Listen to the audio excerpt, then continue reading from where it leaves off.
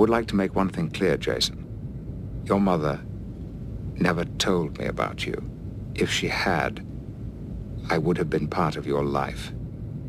Maybe that's not what she wanted.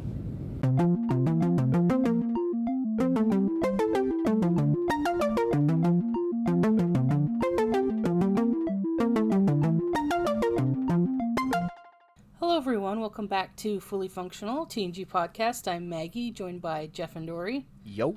Jeff and I are veteran Trekkies, and Dory is a newly minted full Trekkie, and we are taking her on her first journey all the way through Star Trek The Next Generation. Today we're discussing the Season 7 episode, Bloodlines.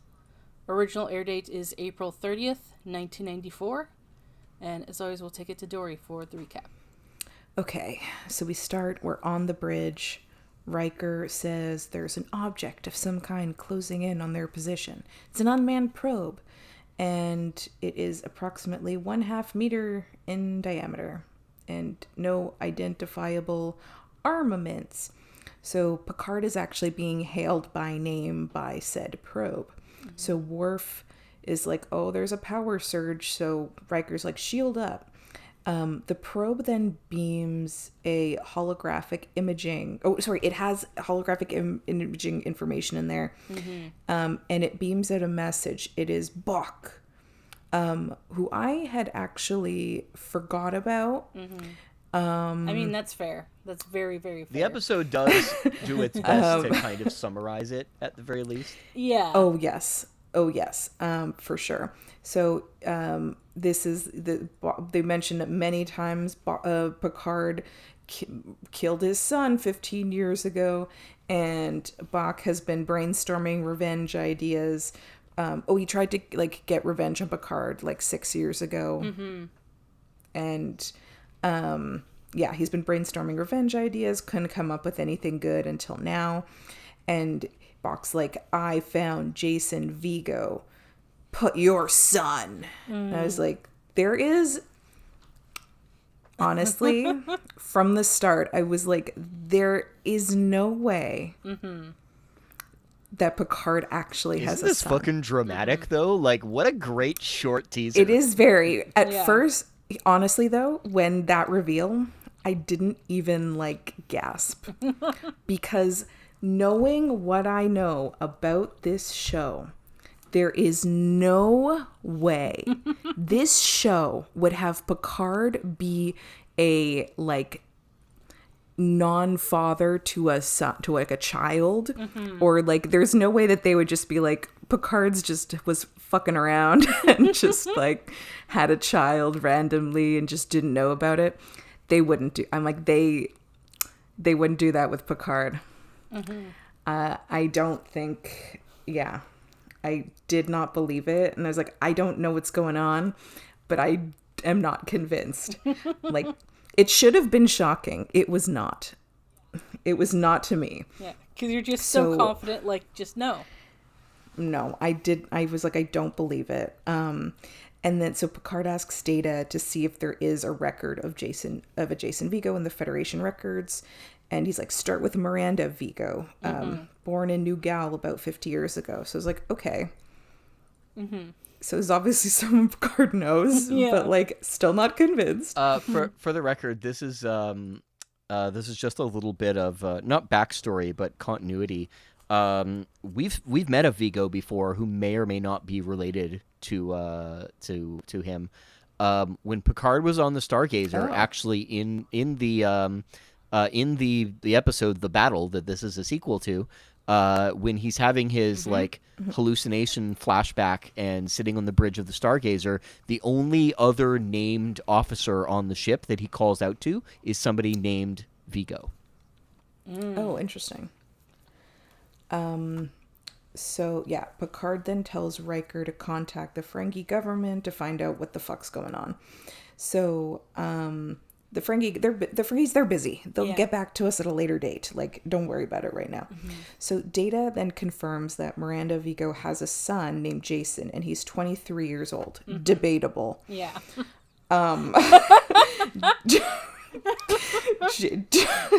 Jason and Miranda left Earth 12 years ago for Camera 5, and yeah, so they're gonna have to figure more shit out for confirmation there. So Picard is like, we're going to go to Camera 5. So Picard then says to him and Riker in the ready room, and Picard says, Will, I do appreciate you're not asking, but I do think you have a right to know. There is a possibility that the boy is my son. I was involved with his mother for a short time about, 24 years ago.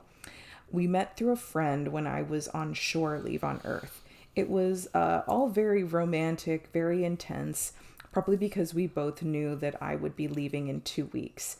And we kept in touch for a while, but we never managed to get together again. Even with this, I was like... Doesn't it feel like he's offering a bit too much information? I actually quite like I that don't scene. think he also I don't dislike it, but I don't think he owes Riker an explanation on this. I don't think he Yeah. owes him either. I think he's reaching out to a friend to talk to him about it. I think this is purely just for the audience. I mean, that too. I don't think it's like a Riker is owed this information. Yeah. Picard's like very like, up to like whatever he feels like sharing, but he's not owed it. Or he doesn't have a right to know per se. Like I think this was voluntary, not I'm obliged to tell you. But listen, as they're friends, so he can say just I don't think he is like a right to know. You can just share it enough to make it like official. But Picard did not know about Jason, so either Bach is wrong and Picard's not the father, or Miranda decided to raise the child alone. She was very independent, so like not super surprising. But like doesn't really matter if Jason is his son. Bach's gonna try to kill him, so we got to follow up on this threat. So Data, they're scanning the planet, and they're like, okay, we find a few humans. What's their deal? Okay, none of them is like the right gender or age. Let's keep going. And Data's like, oh, I found a male 20 to 30 years old, and he's underground. Yo, since when can Yeah, the fucking ship scan not only people's genders, but their fucking ages from space? Yeah. My only assumption is they're just like scanning people's junk. I don't know. That's the only way I can think of. Like, if I don't know if they're scanning physical, I don't know. It's weird. It's creepy. I don't like it. I detect 3 penises on the surface. Basically, I don't like that. But the funny thing is, this was the 1 millisecond when they're like, "Oh yeah, this man is underground." I'm like, this might be Picard's son. Because I was like, this sounds archaeology like style for a second. There's my 1 millisecond where I was like, could be Picard's son? I don't know. And so then Picard tells Data to beam this guy onto the ship. So we get the guy. He appears. He's got this like very classic floppy 90s haircut. He's this guy. They're like, hey, you know Jason? And he's like, yeah, maybe. I know him. Yeah. You got like, what's up? You got something? And I'm like, Who's asking? yeah, I'm like, oh my God, you guys, this is obviously Jason. But the thing is, like, only Jason thinks he's being real smooth about this. Yeah. Also, Jason is like, gotta be like 35 years old. This is not a... I don't know if this is the situation of like, how people say that like back in like the 80s or so, whatever, people like looked younger older. people somehow looked older. Yeah. I don't know if this is a case of that or he's just like 30 years old. I don't Okay. know. Dory, if you want to know, you are correct. Yeah, I he was do. born in 1958. Nice. Oh, then I fucking nailed this. Yeah. Okay, but also he's like this 35. guy. Oh, I fucking nailed this then. Also, he looks like a combination of Jim Carrey and Kyle MacLachlan. You know what he looks like to me, actually? What the impression that he leaves me with is? I wish that back in season 2, they had cast this guy as the outrageous O'Connor, because he's way more charming and way more amusing on screen than O'Connor was supposed to be. Yeah. Oh, I don't know that I agree with that. Okay. Do you remember O'Connor? Yeah, vaguely. I think, yeah. I kind of do. He tried to make a joke about sex that he had to explain was a joke because the audience didn't get it. Yeah. Okay, so yeah, this is Jason, and Picard's like, yeah, like, my guy, there's a threat against your life, like, don't fuck around, like, let's be serious for a second. Yeah. And he's like, Jason, I'm an old friend of your mother's, and I'm here because you're in danger. And Jason's like, okay, like, why? Yeah. And then Picard gets to, like, very awkwardly be like, because they think you're my son. Mm-hmm. And then Miranda never told Jason who his father was, just as he was in Starfleet. Gasp. And then Miranda died a few years ago. So Picard asks Jason if he would do a DNA test to confirm the paternity. Jason seems pretty on board. And at this point I was like, oh, Jason seems, pretty chill. Mm-hmm. So we are in sickbay, and Dr. C takes this DNA, and Jason... What the fuck did I write? Oh, climbing. Oh, I forgot the M in climbing. And the B. I spelt the word fully wrong. Holy shit. No, I realized just now I spelt it childing, but it's supposed to be, I read the rest of the sentence, and it's supposed to be climbing. Oh. I think I just, oh, you know what?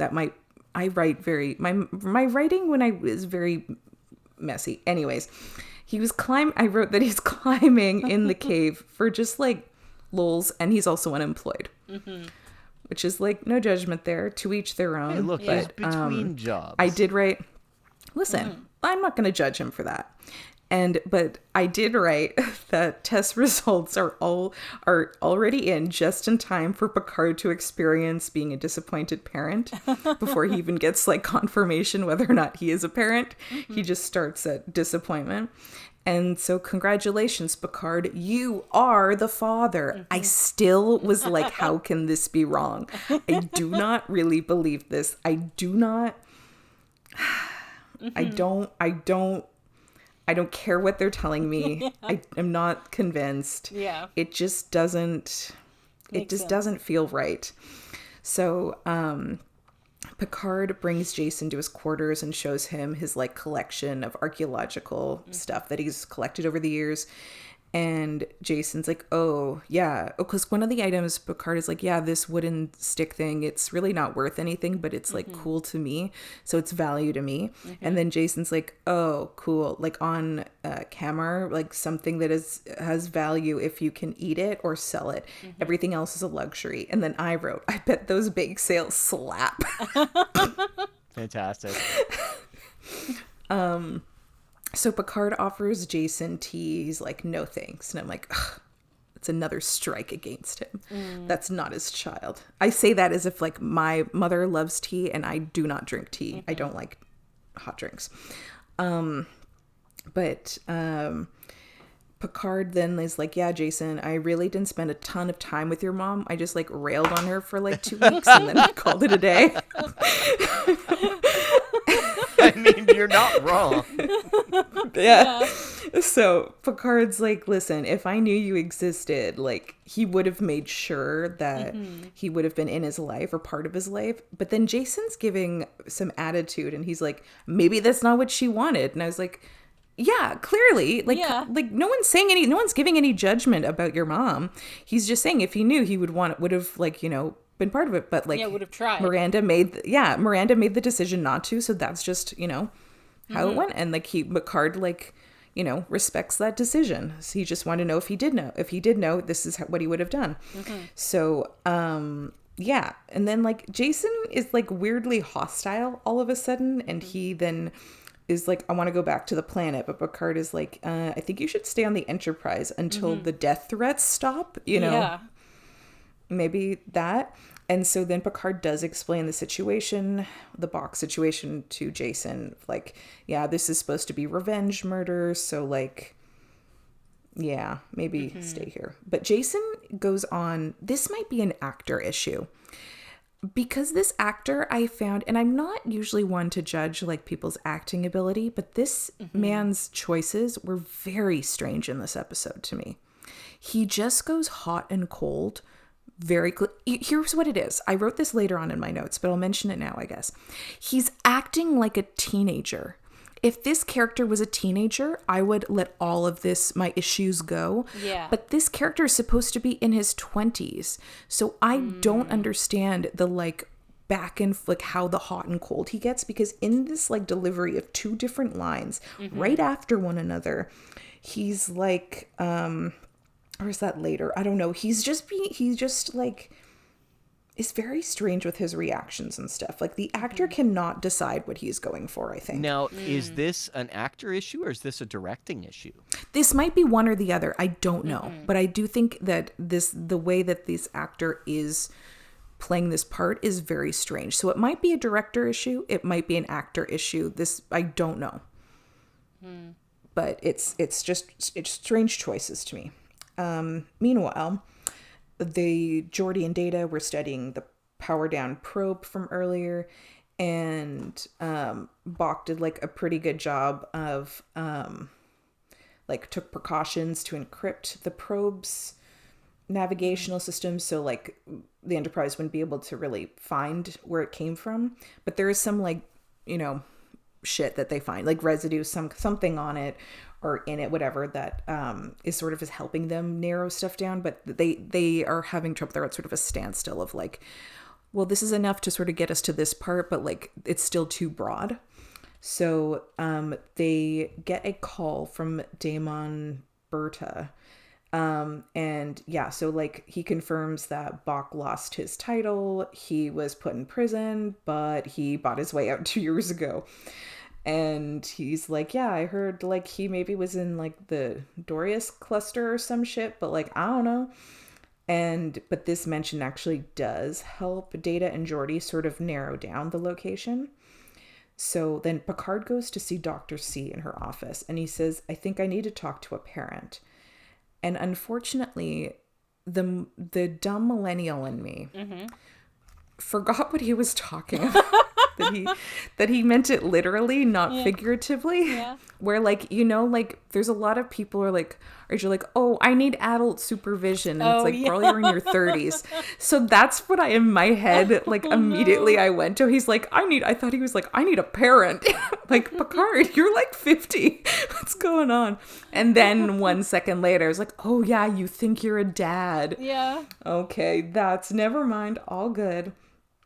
But then Dr. C is like, well, what's Jason like? And Picard's like, fuck if I know. Yeah. And Picard really is like not entirely sure how to like approach Jason, because he's like, I want to, but he doesn't want to like force him, or like, but maybe Jason should approach him, not like put pressure on him, which I think actually is a good choice. But Dr. C does like not see it that way. Yeah.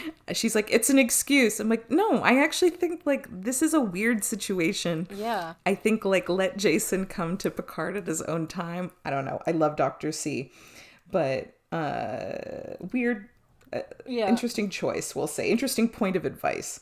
But so then in Jason's quarters, Troy comes a knocking, and she goes to see Jason, and his whole vibe changes. And honestly, I can't fault him on that. If Troy came to visit, I feel like most of us would be like, hey, better mood now. Yeah. Like, so I can't really, like, I would also be jazzed if she came to visit me. So like, I can't. Yeah. So, yeah, I then immediately wrote, he gonna hit on her? And then I just wrote, of course, because then he immediately is like, what's up? And I'm like, no, leave her alone. But she, of course, she lays out the boundaries. She's like, I'm here to talk on a professional level, not like for... Like not to flirt? Yeah, she's like, if you want to like come visit me and actually talk about what's really going on, come find me. And he's like, yeah, I'll make an appointment. And I'm like, no, don't make a weird euphemism of make an appointment, you weirdo. Oh, okay. So now we're at Picard. He's sleeping. He gets woken up in the middle of the night by, I was unsure what this was. I just wrote, is this is he hallucinating? Is this a hologram like message thing? Is this him? Either way, it's Bach being a fucking creep, and he's just like, we're coming to get you. It's just like gross. Yeah. He's being weird. But like they're not really sure what the fuck that was. I mean, eventually it's like, yeah, he's kind of like transporting like through subspace, but we'll get to that after. So then Data is like, oh, by the way, here's Jason's criminal record. Yeah. And Jason's been charged 3 times with petty theft, twice for disorderly conduct, and several dozen times of trespassing. So Data is like, hey, I think the trespassing probably's got to be related to all that spelunking this kid does. Yeah. I'm like, yeah. So we cut to Jason who getting a drink in 10 forward, and he's got 2 security people assigned to him, one of which, the woman, her name was Sandra. I recognized her. She played a character on this show I watched when I was a kid. Probably not appropriate for me to have watched as a child, but it was called Caroline in the City, and it was starring Leah Thompson. Oh, I've heard of that show. Yeah, I feel like I remember she was like a cartoonist in New York, and this woman played her friend. I mean, you know, it's a fantasy when a cartoonist can afford to live in New York. Oh yeah, her apartment was fucking sick. Yeah, as usual. Yeah. So Jason is like honestly pretty rude to them. He's like, hey, what's your name? And I'm like, oh, he wants to like be friends or talk. And he's just like basically the nicest way possible. Fuck all the way off, you guys. Yeah.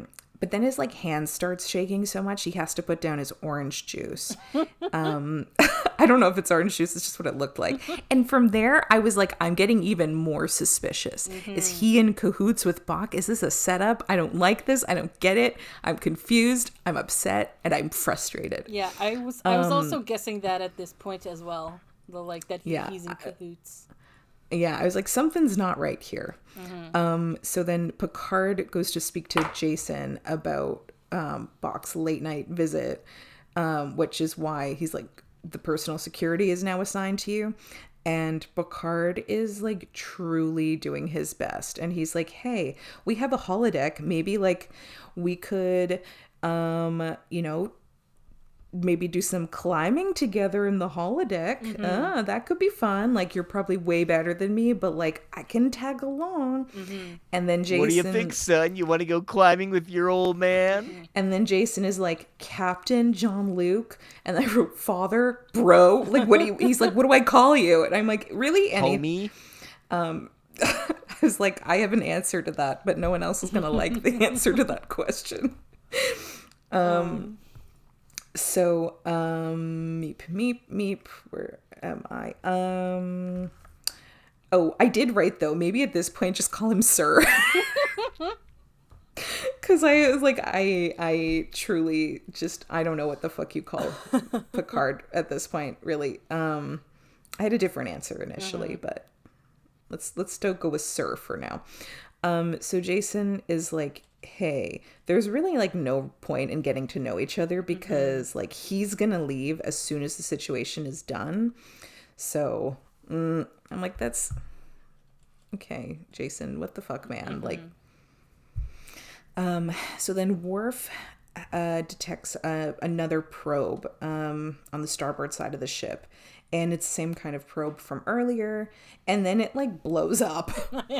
And Data is like, oh, it's not an attack. It's just like a message with like light and darkness. Like, I do know there was like those flashes after the explosion. I don't know if that's what the light was that they're referring to. Yeah. But why? I don't. Like, for what purpose? Listen, it's the Ferengi code. It's their email. Code. Holy shit, man. Yeah. And this message though, this explosion, the message is, my revenge is at hand. Which again, as you just said, Jeff, that could have been an email. Like, we don't. Yeah. You know what he's basically doing? He's doing the sci-fi version of like sending like the Riddler sending like a fucking box and whatnot that like it's like a jack in a box and it pops up with a message and you have to decipher it just to find out that he's saying ha ha ha, got you. You know who it was reminding me of? Okay, I've never seen any of the Scream movies, but I did see the first 3 scary movies. Oh.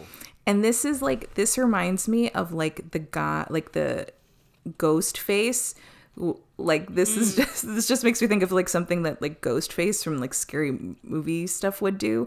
We're just like calling over and over again just to be like a dick. And that this feels like, yeah, we know you're coming for him. Like, calm the fuck down, man. Yeah.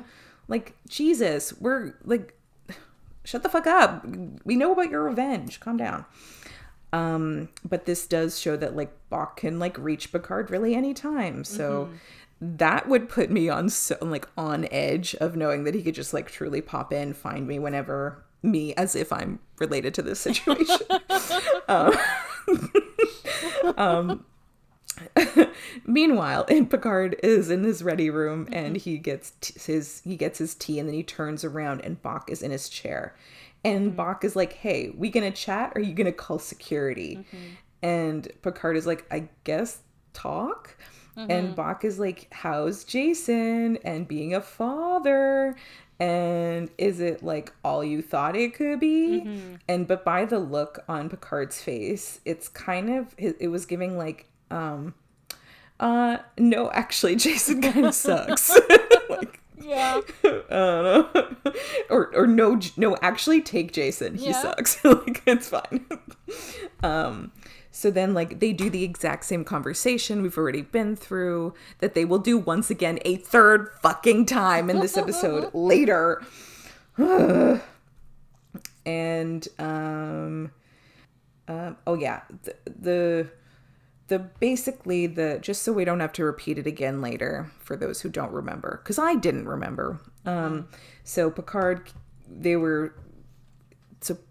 Bach's son shot at whatever starship Picard was on. Yeah. And he fired back, killing him.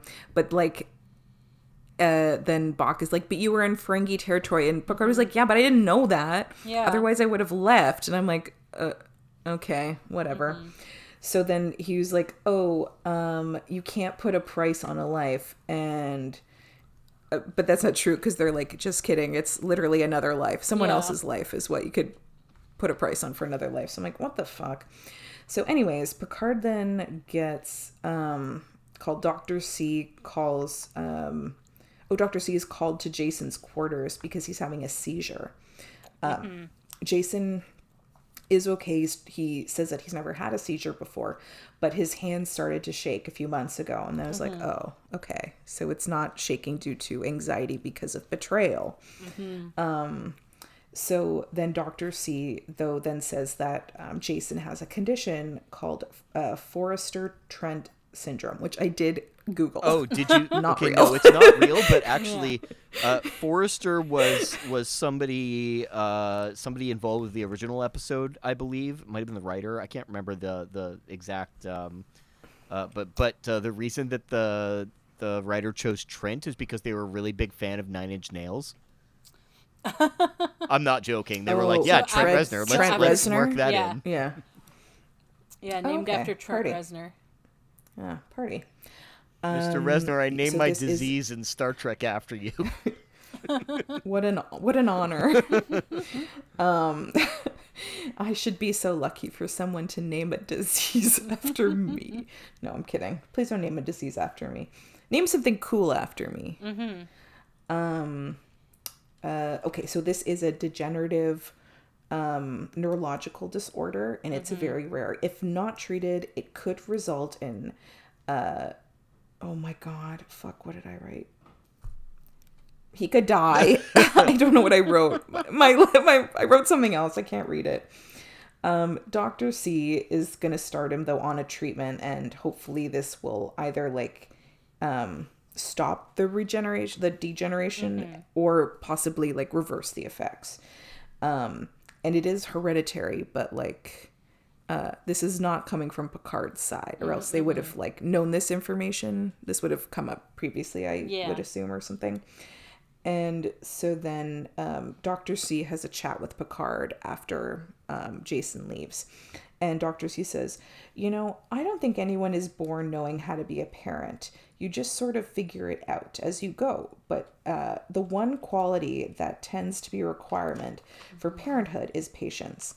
And so then I wrote something that to add to Dumb Joke Hall of Fame. I wrote, so you have to be a doctor to be a parent. All right, that's it. I'm quitting the podcast.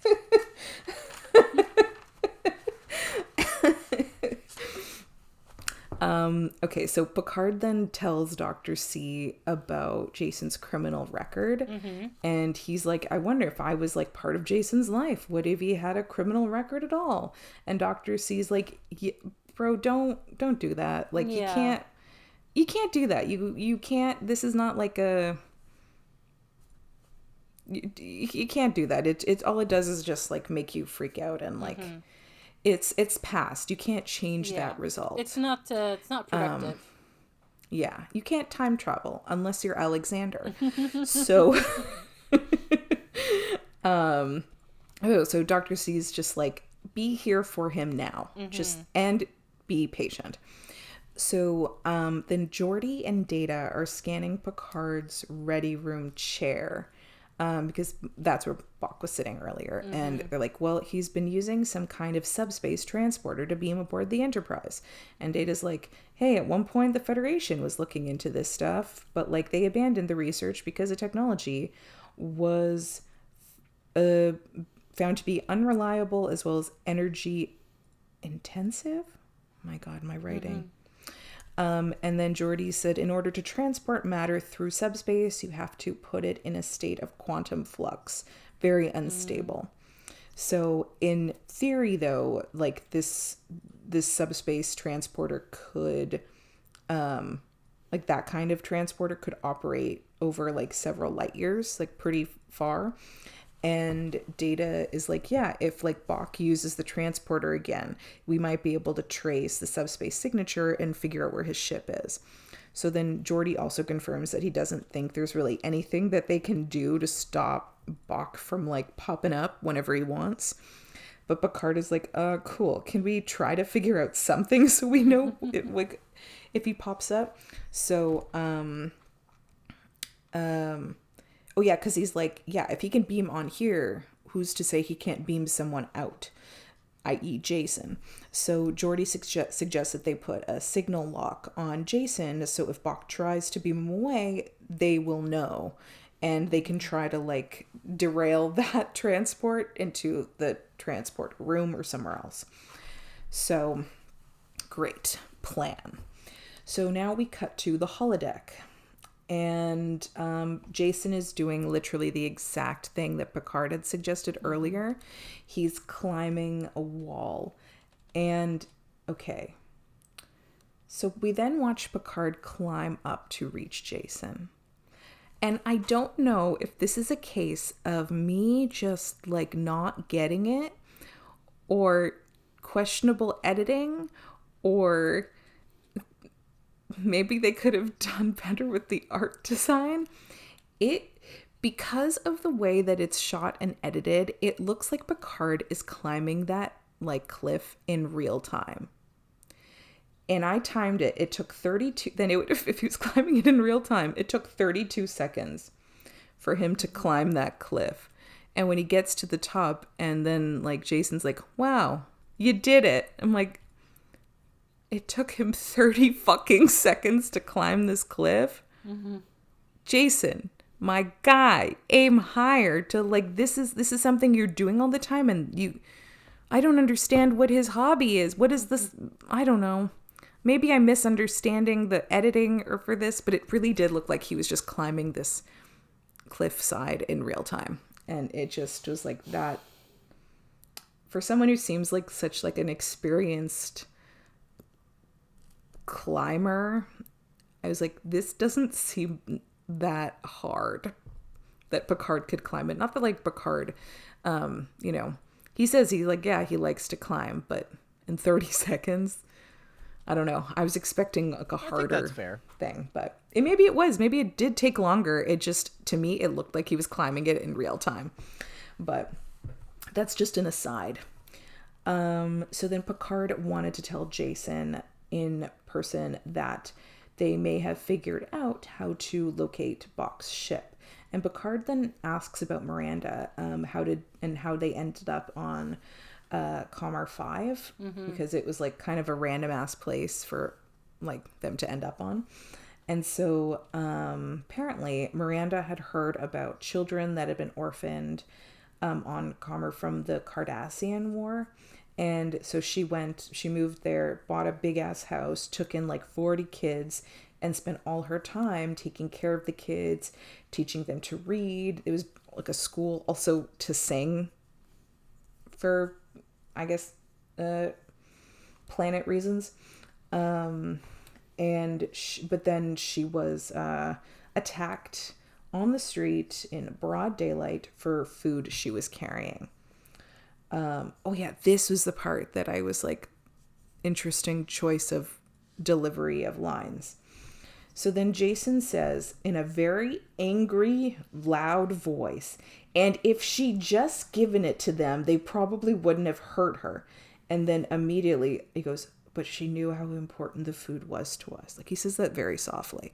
This is one sentence, and he delivers half of it really loud and half of it very softly. And I was like, I am confused by what, I don't know if this was a acting decision, a directing decision, but it's thought it was a very strange choice. I didn't like it. And I'm not opposed to melodrama, but like this just felt very strange choice. So these guys, pieces of shit, they killed her.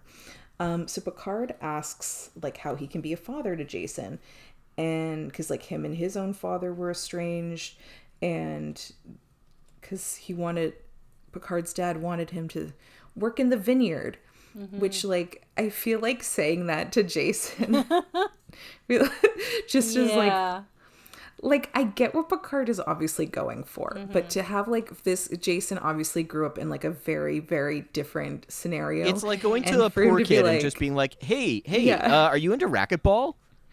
Yeah. Would you like to play squash? My dad wanted me to take up the vineyard, but I wanted to be in the army. I'm like, oh, okay.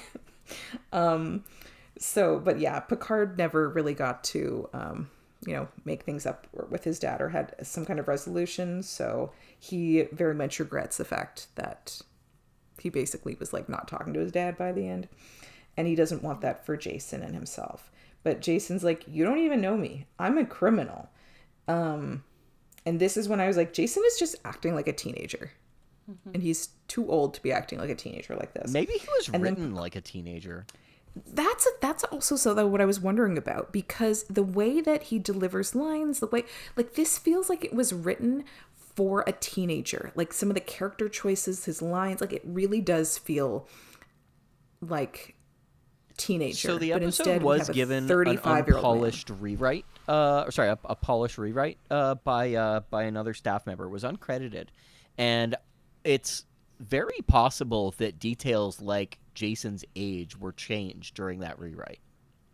Maybe, because that would honestly make a lot of sense based on his behavior. So then Picard says, I know all about your troubles with the camera authorities. And then Jason says, you do? And then Picard says, it doesn't make any difference, Jason. You're still my son, and like it or not, I'm your father. I don't know what that means. I know it means something. There's some connection.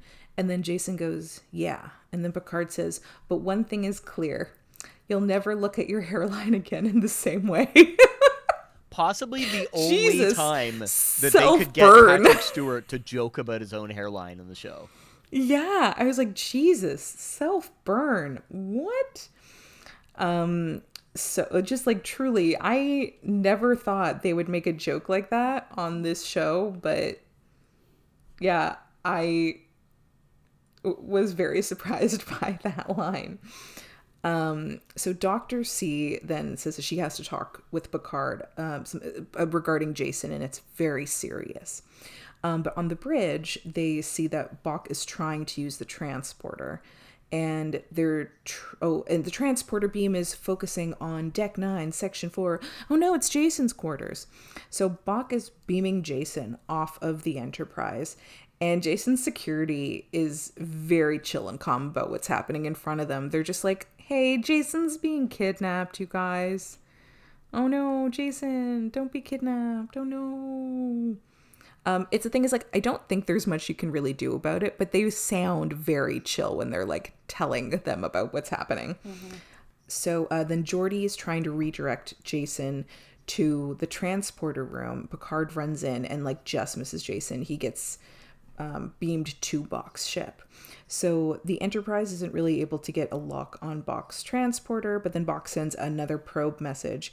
But I guess it's just like a live stream because like Jason appeared on their ship 1 second ago, but like Jason is kind of like just tied up by his wrists, and Bok's like, yeah, I'm gonna kill him. And I was like, this, because also the way that like they just had Jason's like arm, like wrists kind of tied up. So I was like, is he part of this? This is feeling very fishy. I'm very confused. And so then Data is able to track the ship by the origin of this particular probe. It's 300 billion kilometers away. So like even on max warp, it'd still take them a while to get there. So Picard is like, hey, if like we can use subspace transport like Bok can we do that? And Geordi's like, I mean, we can try. And so Geordi gets it set up and we're like, we can probably get you to there, but like we don't know how to get you back. And Picard's like, YOLO, I guess. And he just beams over to Bok's ship. And on the ship, though, Jason is arguing. Oh, he's trying to bargain. Sorry, I thought I wrote argue. I wrote bargain. He's trying to bargain. Bok is like, he's like, I'm going to kill you. But Jason's like, hey, maybe we don't kill me.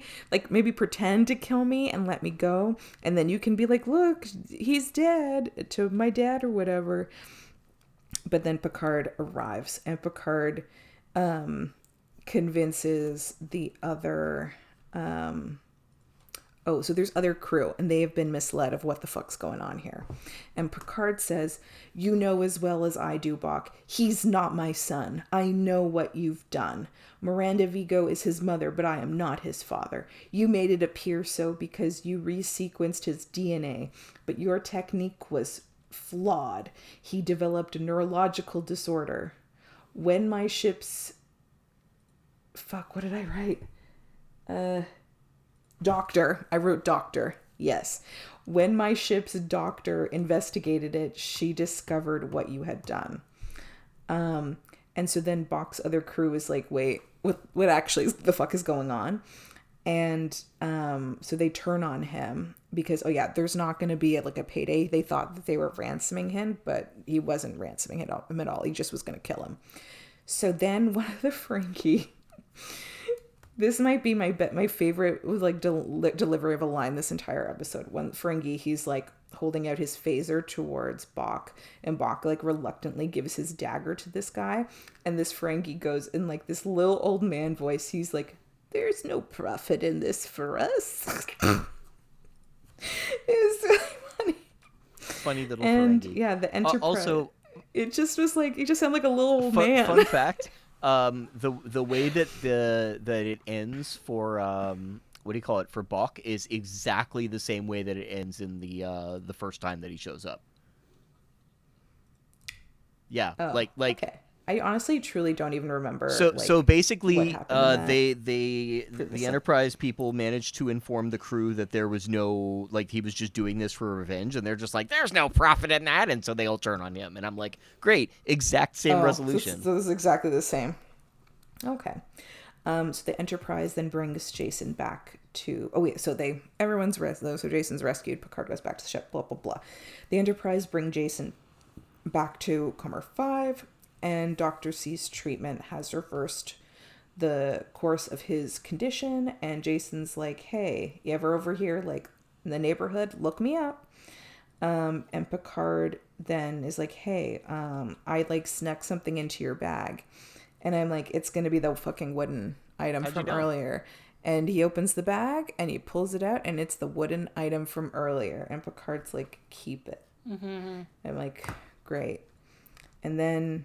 I mean, yeah, if an item shows up on screen, it's going to come up later. Yeah. What is it? Like Chekhov's gun. Prop? Sure. No, I know it's gun. I'm just for in this particular case, it's Chekhov's Chekhov's flute. prop. Yeah. So that was an episode that happened. Yeah, I think it's a passable like hour of television, to be honest, and that's about it. It's not an episode that I look back on fondly ever, but the origins of it are a little bit interesting because it went through a rewrite and then unwent through a rewrite. So what happened was Jerry Taylor was on set during when they were shooting Masks, so not really that long ago, actually. And she was chatting with Patrick Stewart and Brent Spiner, and she was like, hey, I'm curious, are there any like loose ends from like earlier seasons that you would be interested in seeing tied up? Maybe it's something that we'd like to write about. And Patrick Stewart mentioned that the revenge angle with Bach was never worked out. And he was like a little interested in seeing something like that again, which sucks because we've had plenty of other interesting, like not tied up loose ends that have come up over the years. But I mean, that's what Patrick Stewart suggested instead. Some crap from a not very good episode in season 1. But I guess Patrick Stewart had fun acting in that episode. And I mean, he's been a little absent the last couple of TNG episodes. So, I mean, they had to give him something towards the end, I guess. But yeah, so he suggested that. And so Jerry Taylor took it to the writer's room and found someone and was like, hey, let's turn this into an episode. I think it has some potential. But anyway, they ran into this problem because it turned out that somebody who was writing a TNG novel that was coming out around the same time, sorry, not coming out around the same time, they were writing it at the same time, had a very similar idea, except it was about a secret son of Geordi, which, come on, let's face it, no. What? But No, the only person on that group who I would think would have like a surprise child, and this is no offense because I love him. Oh, Riker. for sure. Probably several surprise children. Yeah. But yeah, so so he was in the middle of writing that, and so that kind of went along for a little while, and then the guy ended up deciding against it for whatever reason. But at the time, they had written another story, like another direction for this story, and they're like, great, so we're going to pivot back to the original one.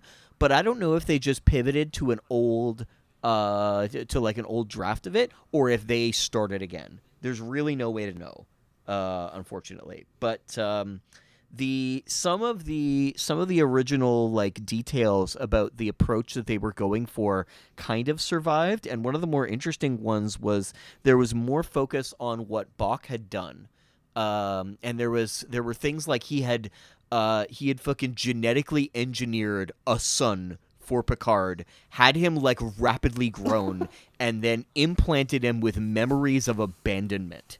So he created trauma for Picard and for like a whole new life. And like that's pretty fucked up for Star Trek. So I think it would have been kind of interesting if they had done that, but I think it also probably would have been too dark. So, I mean, I can see why they decided not to go with that in the end. But it's the episode has a more interesting history than the episode itself. And that's kind of funny to me. Yeah. In the end, like they went to all of this effort to, bring back a character from season 1 that wasn't all that interesting, and they didn't even use the same actor. Oh. Yeah. The weird part about that is that the actor who plays Bach has played other characters in TNG and would go on to play a character in Voyager. So it's not like he had shunned Star Trek. He was just, I guess he wasn't available or something, and so they decided not to go with him, and they just recast him. They're like, oh, he's a Ferengi from 6 seasons ago. No one's going to remember. Which, yeah, they're correct. I would like to make an addendum to my Riker comment, because I say that full well forgot that we already have a surprise child. Worf has a surprise child. He sure does. Fully forgot about that for a second. But I do, based on like everything I know about Riker, that even though, regardless of the fact that Worf has a surprise child, I do still think that Riker would be the most who I would guess would have a surprise child. That's fair enough. I don't know that he would, like actually, but I think Hughes might be outside of the reality of Worf, would be the most likely. Let's be fair about Worf. Worf's surprise child is from the one actual time he seems to have had any intimacy at all. Prior to Troy. Look, we're not going to talk about that. I know. The second I said it, I was like, why did I bring it up? I hate it.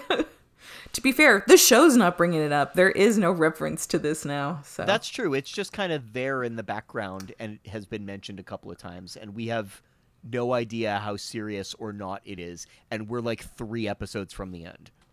Yeah. Well, hopefully they just don't mention it again and this dies out. And then I don't It's have to... actually, it won't be the last time that Star Trek decides to introduce a romance at the very end of the show and then just kind of have nothing leading up to it. Well, that's a bummer because I think we established I like a slow burn. Yep. Guess I'm just going to be disappointed forever. Oh, well. Yeah, this isn't a, I kind of agree with what you're saying. I don't think this is like a horrible episode, but it's not a good episode. Like, I don't care about this. I didn't care about Jason. I didn't care about anything in this. I didn't, from the start, didn't believe that Picard was Jason's dad. And just to me, like, they have Picard still sort of, like, to some degree, like, he still feels like Boy Scout-esque to a certain point. So it just doesn't feel like Picard would... I don't know. It just doesn't seem like Picard would have a child. Okay. It just didn't ring... Like, it just didn't But you're feel not that saying it doesn't seem like Picard would have a child. You're saying it doesn't seem like Picard would have sex because that's all he did to apparently create this child. Oh, no. We know he fucks. I just feel like Picard is someone who would wear protection. I just feel like Picard always wears a condom. I don't know. That's just my guess. He just feels like someone who would. I don't know. Listen, it just didn't feel like the right vibe. My point of this is it didn't, from the start, it didn't feel like Picard would have a random, like child out there. It just didn't feel right from the start. It didn't feel like it made sense to me. Especially, it's funny like, because so you haven't watched it yet, but eventually we'll see one of the Star Trek movies that happens with Kirk, but it's a lot less surprising with him because it's Kirk. Yeah, but I don't really know Kirk very much. No, but the stereotype of Kirk is like a big slut. Oh yeah, I think I did know that part. Well, yeah, because you saw the reboot films. Yes. On airplanes. All 3 of them on airplanes. Whatever. That's fine. You saw Kirk being a big slut. Yeah. But I do like Chris Pine, though. He's fun. Didn't care much for those movies, but I do like him as an actor. Anyways, I think the point is... I have been proven wrong for how I feel about, like, what I think Picard does or what vibe he gives off. So I totally get it it's not if I'm number one fully wrong and like you guys disagree with me on this. I have been wrong before about what vibe that he gives off. But just from it just didn't seem the vibe, I guess, is what I'm really trying to say. Is like it just didn't seem like there would be a child, regardless of whether or not Picard wears a condom. It just felt like it's just like him having a child out there just feels strange. I think that's what I'm going for. Like a surprise child for Picard just seems unlikely. It just feels weird. It doesn't feel right. I don't even know how to argue that. But like, I don't think I can. Or do you like do you think that like this is totally a plausible thing that like Picard definitely gives off a vibe like that he would have a child or multiple children out there? I don't think that modern Picard gives off that vibe, but we have already been shown that young Picard was like a jackass stud. Yeah, that's true. Because I'm totally like I this isn't also like an insult or a compliment. This is just like a thought. Like I don't think, people having, children out there is a problem. It just Picard doesn't just give me the vibe. It's just a neutral thought more than anything. Okay.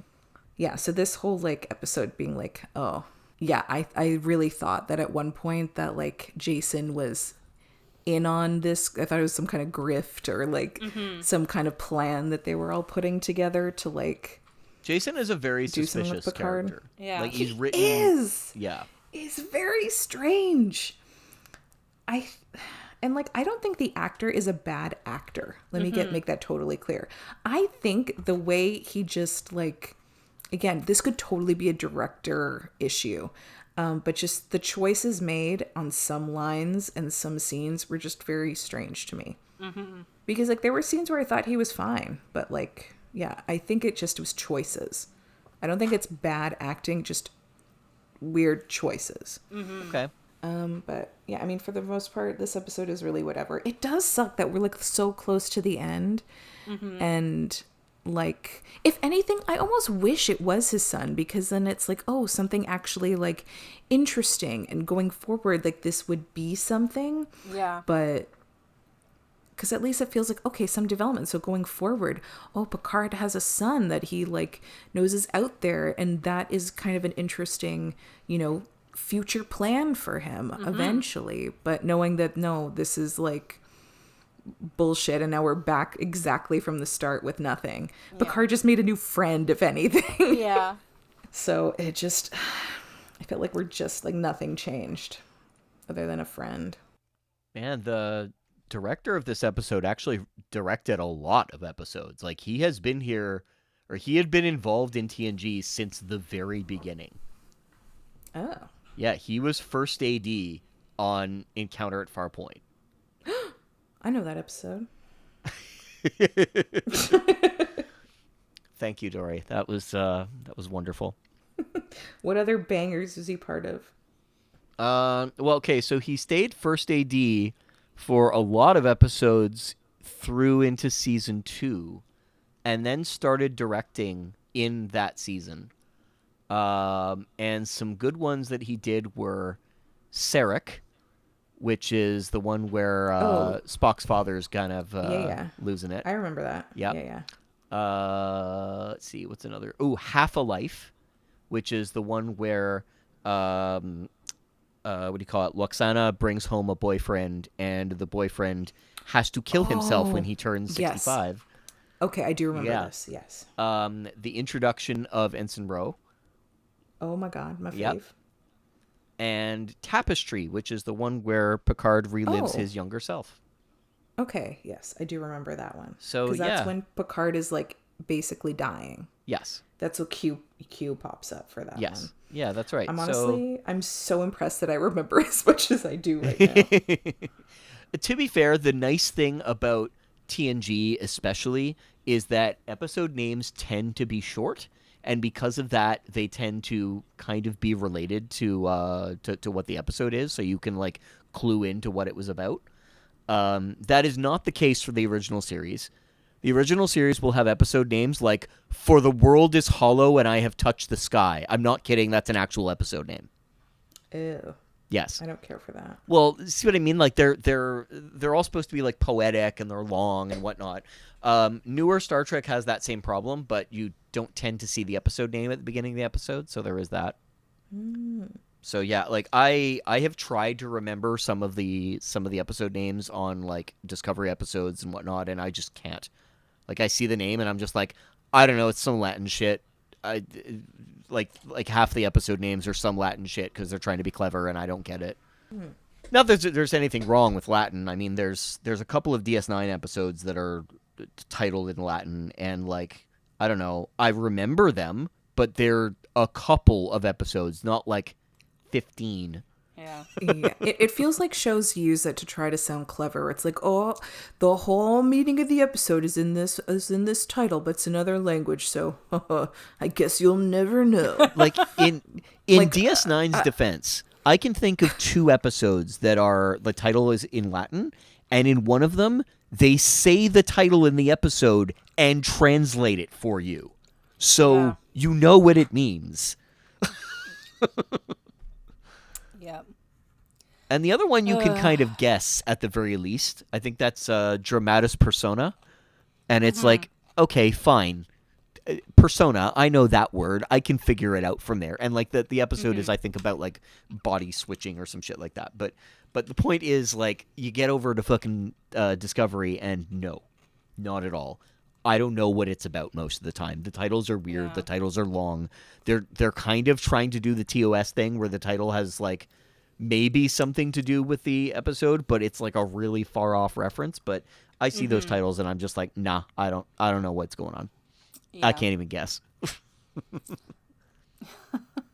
Yeah, it's just one of those things where it's like you get to feel, if you do understand what the title says, you get to feel superior. Yes. Because they think that knowing Latin automatically makes them better than you.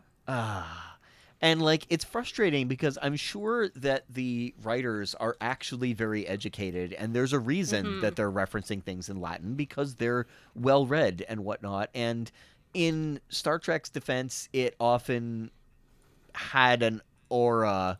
Well, no, the fan base had an aura of feeling a little superior to other people. And to an extent still does. Like, it exists. I'm not saying that, like, every person who watches Star Trek is like, oh, I'm better than you.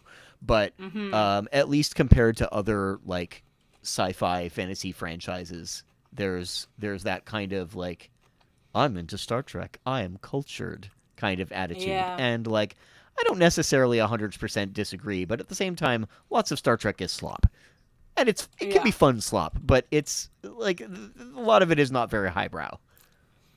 Yeah, remember that episode in like season 1 or 2 where like Riker and Worf and maybe Data get stuck in a hotel? Yes. Oh, yeah. I love that Battle episode. Royale. It's terrible. Me too. Worf answering a phone is one of my is truly just something that stays with me for the rest of my life. The way he just like holds it up like he doesn't know what to do with it. Yep. So I guess it's time for favorite moments and lines. I don't know that I have a favorite moment. And I mean, I think it's nice, I guess, that Picard told Riker all this stuff, even though he's like, I owe this to you. You don't. You guys can be friends. You can just tell him something. Yeah. I liked that. He's sharing his woes with his bros. Yeah, he definitely is. And they sure are his woes.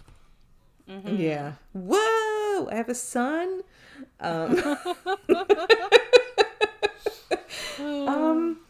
Yeah, I don't know. I don't think there's anything I really oh my god, loved in this episode. Yeah.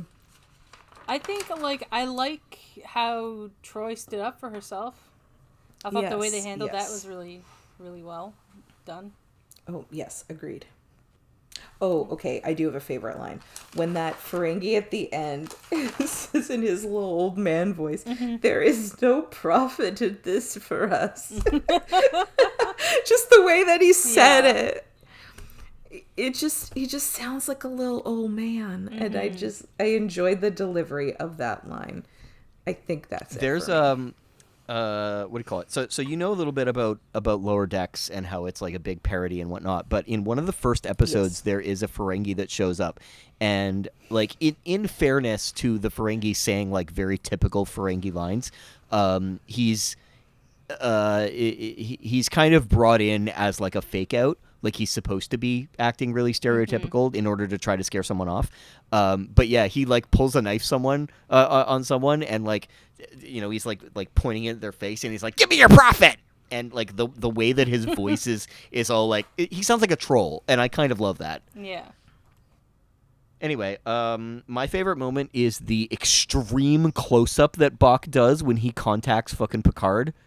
Like, holy shit, what the hell? He's just like, stare at my forehead. Urgh. Yeah.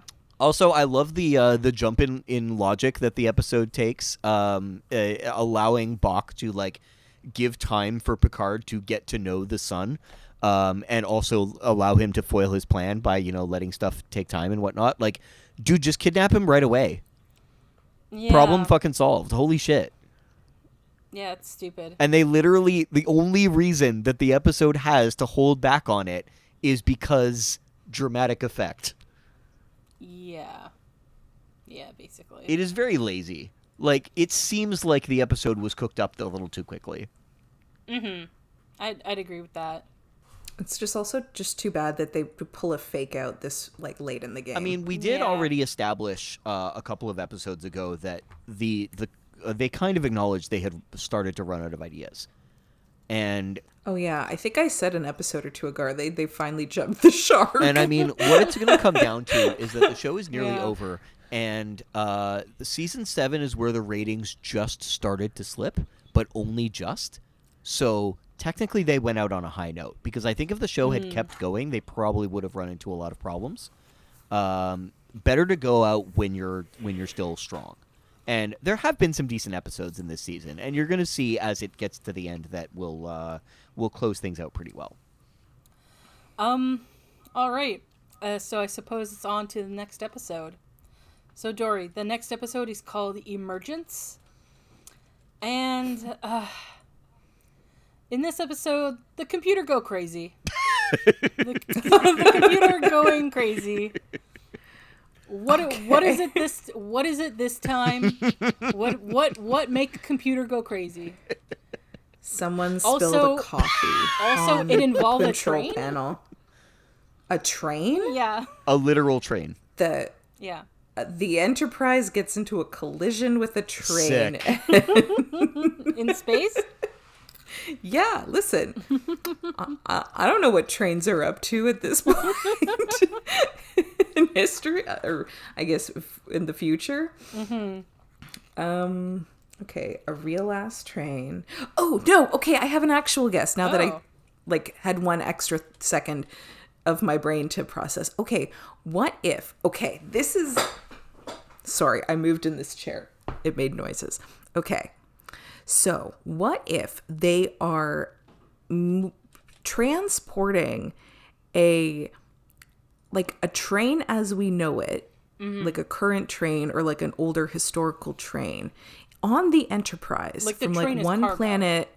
Yes, yes, but maybe there's something like they're. Like, it's haunted. Listen, I mean, God, I wish. But, like, I feel like it could maybe, like, on the train from where they picked it up. Because, listen, we haven't had a crystalline entity. We haven't had a, little tiny, like, microscope visible beings in a computer or on the Enterprise in a while. So maybe wherever this train was, the little, like, the creepy crawlies, the little guys are in there. And then they're being brought on the Enterprise, and then they're like, where the fuck are we? Because maybe the train was like working. And so maybe it had like the power from there. And even though as I'm saying it, they're notoriously steam powered electrical. So maybe like current. I mean, there are coal-powered old trains. historical train. Yeah, but I think I said like historical train. Yeah. I mean, it would be. Doesn't make it would sense be in my Star theory. Trek era. It would be historical. Yeah. So maybe today's kind of trains, those bullet trains or whatever. Those seem cool as fuck. Anyways, so yeah, they're like, okay, we need some kind of like. We need the power. And so then they like jump into the Enterprise and to like suck up the power electrical shit from the panels and like from the Enterprise circuits. Yeah, we're going with Lil Guy stuff. We haven't seen Lil Guy stuff in a while. And I feel like we're due for one more Lil Guy stuff. Little entity stuff. Yeah. I feel like that's a better prediction than like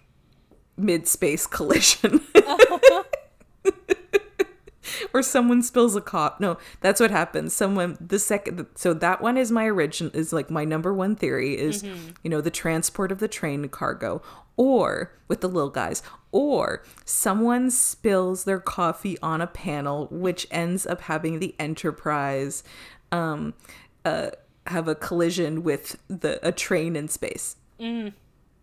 That's option number 2. Yeah, I think that's. I feel like 1 is a lot more fleshed. Well, but I'm gonna put 2 out there for the the wild card choice. alrighty, well, pick your favorite and watch along with us to see if Dory's correct, and join us for the next episode of Fully Functional, a TNG podcast. Goodbye.